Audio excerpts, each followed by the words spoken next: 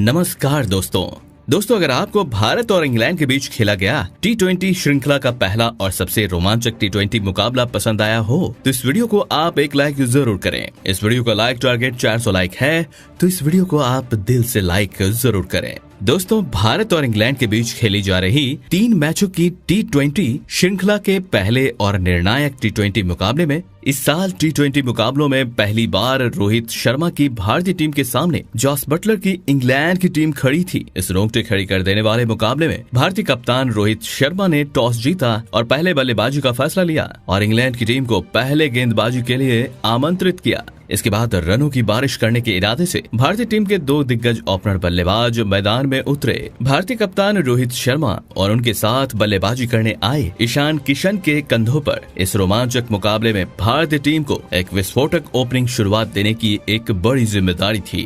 भारतीय कप्तान रोहित शर्मा ने तो इस जिम्मेदारी को बखूबी निभाया और आते ही लगभग 170 की औसत से बल्लेबाजी करना शुरू कर दिया। रोहित शर्मा की शुरुआती ओवरों में रोकना लगभग नामुमकिन लग रहा था, लेकिन फिर पारी के तीसरे ओवर में गेंदबाजी डालने आए मोइन अली ने भारतीय कप्तान रोहित शर्मा को जॉस बटलर के हाथों कैच आउट करा दिया। रोहित शर्मा 24 रन बनाकर आउट हो गए। रोहित शर्मा के आउट हो जाने के बाद अब भारतीय टीम की तरफ से बेहतरीन फॉर्म में चल रहे दीपक हुड्डा बल्लेबाजी करने मैदान में उतरे, लेकिन उनके साथी खिलाड़ी और भारतीय टीम के दूसरे ओपनर बल्लेबाज ईशान किशन उनका साथ ज्यादा देर तक नहीं निभा पाए और पारी का 5वां ओवर डालने आए मोइन अली ने ही ईशान किशन को मैथ्यू पार्किंसन के हाथों कैच आउट करा दिया। ईशान किशन 10 गेंदों में 8 रन बनाकर आउट हो गए। भारतीय टीम के शुरुआती ओवरों में ही अपने दोनों ओपनर बल्लेबाजों को खो दिया था।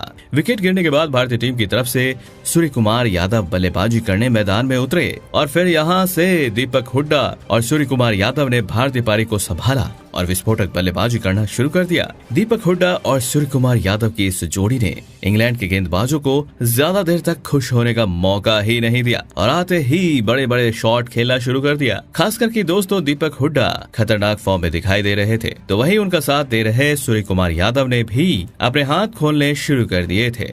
दीपक हुड्डा और सूर्य कुमार यादव ने मिलकर लगभग पारी के 8वें ओवर तक बल्लेबाजी करें और अपनी टीम को 89 रनों तक पहुंचाया, लेकिन फिर पारी का 9वां ओवर डालने आए क्रिस जॉर्डन ने सेट हो चुके दीपक हुड्डा को टाइमल मिल के हाथों कैच आउट करा दिया। दीपक हुड्डा 17 गेंदों में 33 रनों की विस्फोटक पारी खेलकर आउट हो गए, लेकिन उनके बाद बल्लेबाजी करने आए हार्दिक पांड्या ने सूर्य कुमार यादव के साथ मिलकर फिर से भारतीय पारी को संभालने की पूरी कोशिश करी, लेकिन विस्फोटक बल्लेबाजी कर रहे सूर्य कुमार यादव को पारी के 12वें ओवर में क्रिस जॉर्डन ने जॉस बटलर के हाथों कैच आउट करा दिया। सूर्य कुमार यादव 19 गेंदों में 205 स्ट्राइक रेट से 39 रन बनाकर आउट हो गए। अब भारतीय टीम ने अपने दोनों ही सेट हो चुके बल्लेबाजों को खो दिया था, लेकिन अब बल्लेबाजी करने अक्षर पटेल मैदान में उतरे और फिर यहां से अक्षर पटेल के साथ मिलकर फिर से हार्दिक पांड्या ने भारतीय पारी को संभाल लिया और विस्फोटक बल्लेबाजी करना शुरू कर दिया।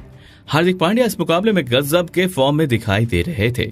एक बार आके सेट हो जाने के बाद तो हार्दिक पांड्या रुकने का नाम ही नहीं ले रहे थे और इंग्लैंड के कप्तान जॉस बटलर के हर एक प्लान को धज्जियां उड़ा रहे थे। इसी बीच हार्दिक पांड्या ने अपने अर्धशतक भी पूरा कर लिया। अक्षर पटेल के साथ मिलकर हार्दिक पांड्या ने लगभग पारी के 16वें ओवर में ही भारतीय टीम को 171 रनों तक पहुंचा दिया, लेकिन फिर पारी के 17वां ओवर की चौथी गेंद पर अक्षर पटेल को मैथ्यू पार्किंसन ने जेसन रॉय के हाथों कैच आउट करा दिया।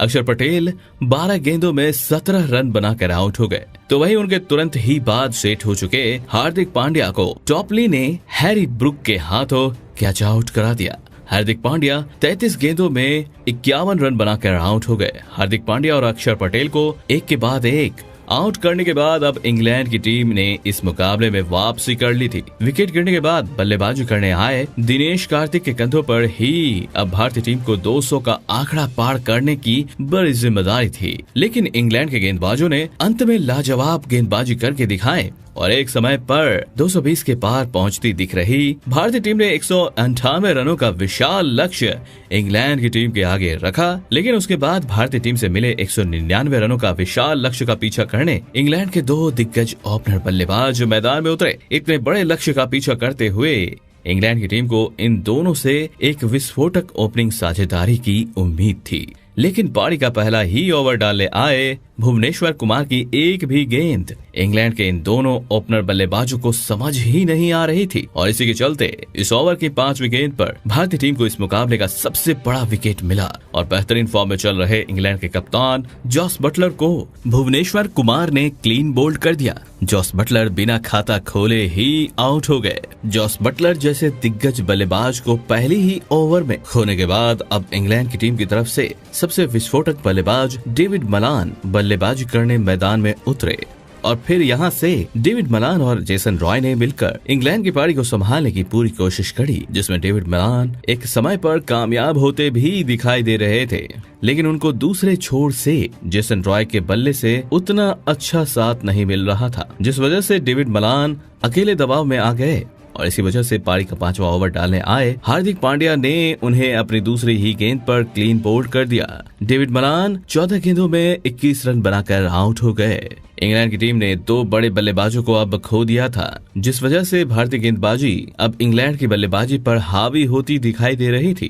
लेकिन अब हार्दिक पांड्या ने अपनी इस ओवर में नए और सबसे विस्फोटक बल्लेबाज लियाम लिविंगस्टन को भी दिनेश कार्तिक के हाथों कैच आउट करा दिया। लियाम लिविंगस्टन भी बिना खाता खोले ही आउट हो गए। लियाम लिविंगस्टन को खोने के बाद इंग्लैंड की टीम बड़ी मुसीबत में फंस गई थी। भारतीय गेंदबाजी ने शुरुआत के ओवरों में ही इंग्लैंड की टीम की कमर तोड़ दी थी। लियाम लिविंगस्टोन के आउट हो जाने के बाद इंग्लैंड के दूसरे ओपनर बल्लेबाज जेसन रॉय को भी हार्दिक पांड्या ने अपनी अगली ही ओवर में हर्षल पटेल के हाथों कैच आउट करा दिया। जेसन रॉय 16 गेंदों में 4 रन बनाकर आउट हो गए। हार्दिक पांड्या की लाजवाब गेंदबाजी ने अब भारतीय टीम को एक मजबूत स्थिति में लाकर खड़ा कर दिया था। अब मैदान पर 2 नए बल्लेबाज आ चुके थे। हैरी ब्रुक और मोइन अली के कंधों पर ही अब इंग्लैंड की आखिरी उम्मीद थी और इन दोनों ने अपनी पारी की शुरुआत धीमी करें और एक बार आके सेट हो जाने के बाद बड़े बड़े शॉट खेलना शुरू कर दिया। रिक्वायर्ड रन रेट लगातार बढ़ रहा था, जिस वजह से इन दोनों को बड़े शॉट हर एक ओवर में लगाने थे और जिसमें एक समय पर मोइन अली पूरी तरह कामयाब दिख रहे थे।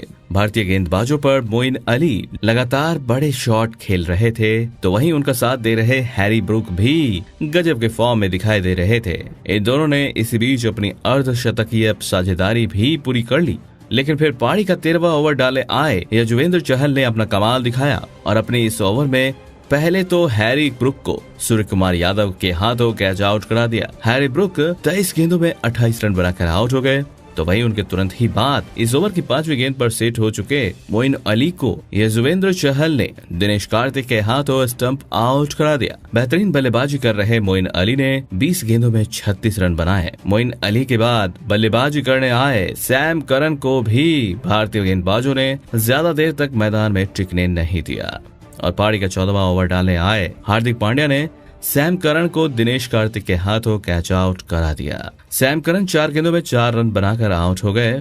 इसी के साथ हार्दिक पांड्या ने अपना चौथा विकेट भी निकाल लिया। भारतीय गेंदबाजों के आगे पूरे इंग्लैंड की टीम इस महामुकाबले में कोई अच्छा प्रदर्शन नहीं करके दिखा पाई, लेकिन फिर अंत में इंग्लैंड के निचले क्रम के बल्लेबाजों ने कुछ बड़े शॉट खेले, लेकिन उसका फायदा इंग्लैंड की टीम को नहीं मिला और फिर अंत में भारत की टीम ने इस पहले T20 मुकाबले में इंग्लैंड की टीम को 50 रनों से बड़ी मात दे दी। दोस्तों, इस पहले और सबसे रोमांचक T20 मुकाबले में भारतीय टीम के लिए सबसे बड़े हीरो बने हार्दिक पांड्या, जिन्होंने बल्लेबाजी में 33 गेंदों में 51 रनों की लाजवाब अर्धशतकीय पारी खेली और गेंदबाजी में इंग्लैंड के 4 बड़े खिलाड़ियों को आउट करके भारतीय टीम की जीत अपने में ऑलराउंडर प्रदर्शन से सबसे बड़ी भूमिका निभाई। तो दोस्तों, आप हार्दिक पांड्या की इस लाजवाब प्रदर्शन के लिए उन्हें 10 में से कितने अंक देना चाहेंगे? आप अपनी राय नीचे कमेंट में देना बिल्कुल भी ना भूलें।